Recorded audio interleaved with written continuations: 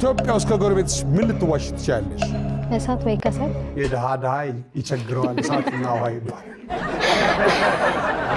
እሳት ከቸገራችሁ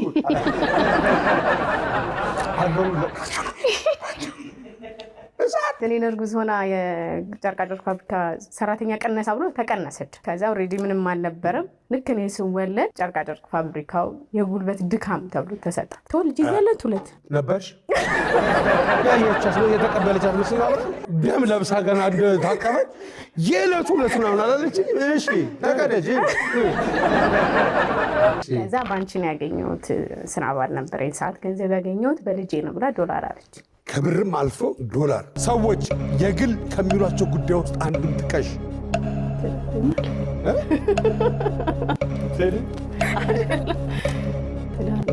ትዳር የግል እኮ እኛ ሳንሰማ አምስት ሆኖ መጋባት ተጀመረ።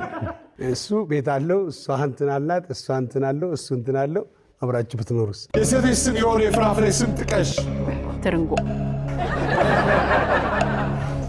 ብርቱካን፣ ትርንጎ መሳይ